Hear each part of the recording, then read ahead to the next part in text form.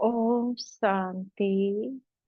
आज का विषय है भारत देश का जो मुख्य धर्म था, आदि सनातन देवी देवता धर्म।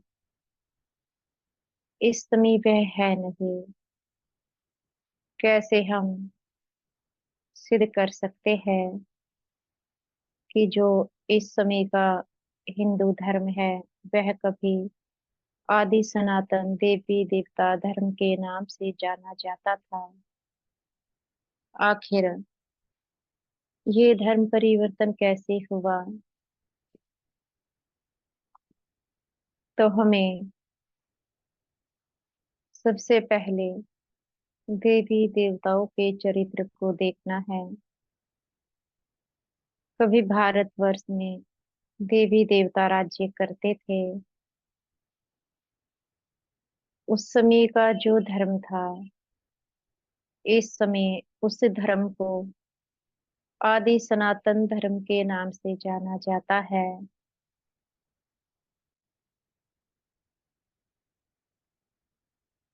लेकिन इस समय उस धर्म को सभी भूले हुए हैं।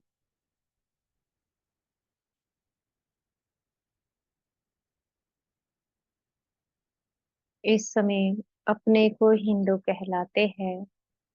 आखिर वह धर्म परिवर्तन कैसे हुआ?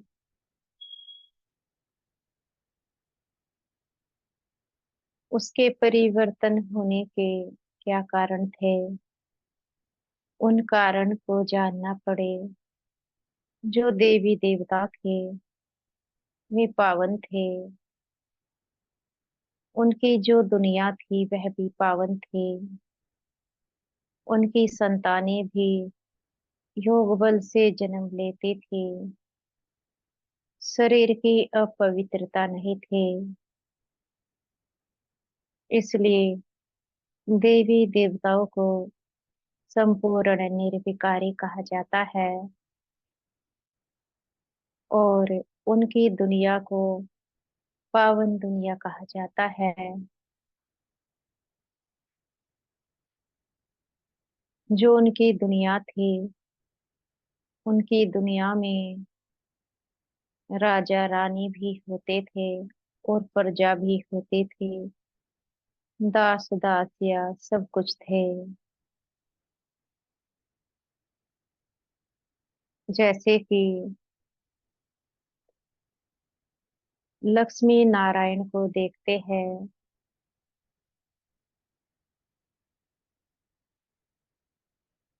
उनको कितना धनवान दिखाते हैं।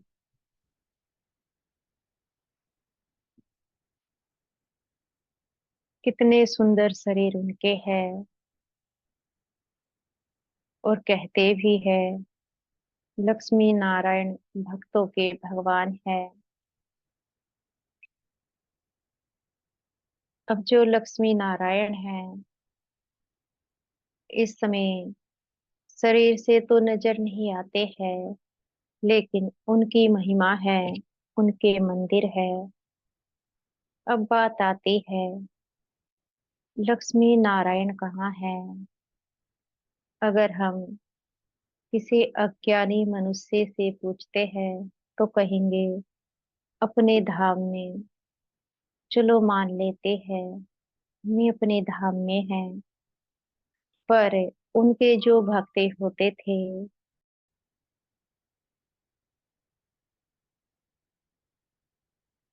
उनकी प्रजा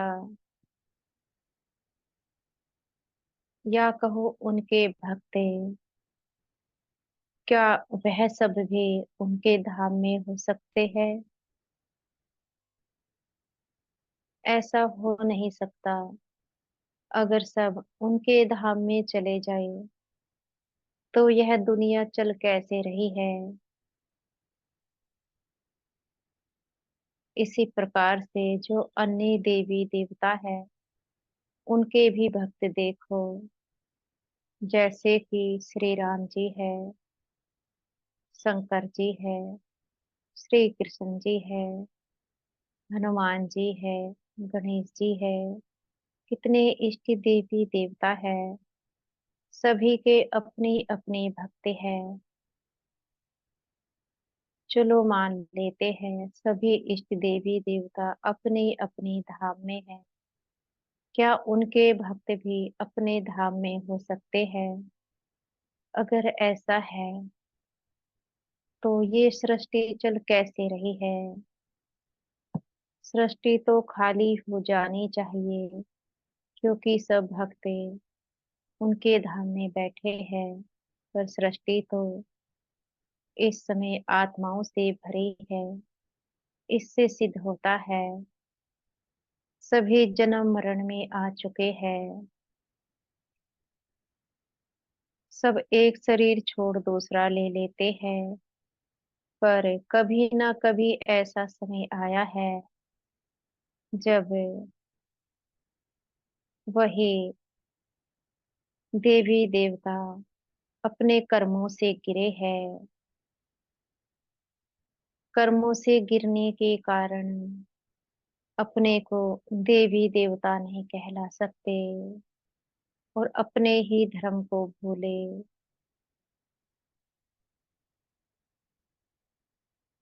अगर कर्मों से नहीं गिरे होते तो आज भारतवर्ष, जिसमें कभी देवी देवता हुआ करते थे, आज हाल देखो भारत का क्या हो चुका है। कितने अपराध जहाँ पर कन्याओं को देवियां मानकर उनकी पूजा होती थी, आज कन्याओं की इज्जत को कैसे खराब किया जाता है। जहाँ पर माता पिता को भगवान का दर्जा दिया जाता था, आज देखो क्या हालत बुजुर्गों की हो चुकी है।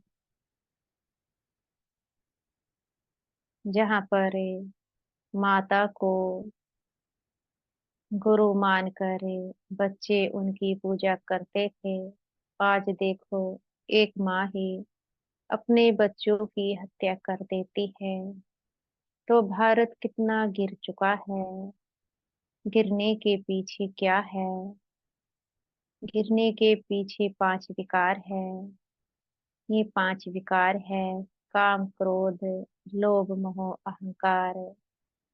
ये पांच विकार देवी देवताओं में नहीं होते थे। इसलिए देवी देवता पावन कहे जाते हैं। इसलिए उनकी दुनिया में दुख नहीं था। जो देवी देवताओं की दुनिया थी, क्या वह दुनिया अब है नहीं? ऐसा नहीं कह सकते हैं। आत्माएं तो वही है, बस एक शरीर छोड़ दूसरा लेती आ रही है। शरीर बदलते जा रहे हैं। वही आत्माएं जन्म लेते लेते आज कलयुग में आ चुकी है।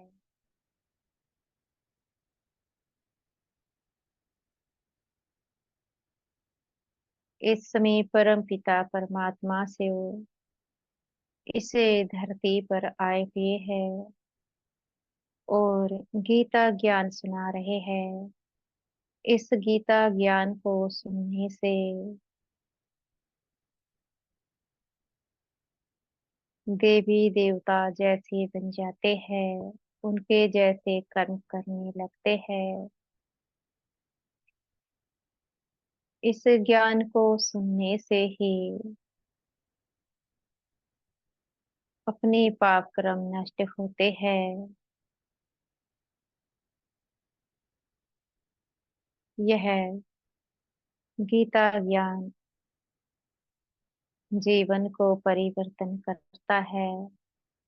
इस समय परम पिता परमात्मा एक बार फिर से आदि सनातन देवी देवता धर्म की स्थापना करा रहे हैं। यह धर्म प्राय लोप हो चुका था, पर एक बार फिर से इस धर्म की स्थापना का कार्य चल रहा है।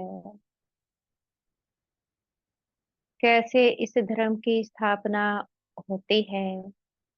श्रेष्ठ विचारों से, क्योंकि सभी अपने विचारों से घिरे हैं, इसलिए परम पिता श्रेष्ठ विचारों को धारण करा, इस श्रेष्ठ धर्म की स्थापना का कार्य करा रहे हैं। क्योंकि विचारों से ही धर्म परिवर्तन होता है, और विचारों से ही दैवी गुण धारण होते हैं। जो कोई भी इच्छुक है आदि सनातन देवी देवता धर्म की स्थापना कराने में, वह अपना सहयोग करे। अच्छा, ओम शांति।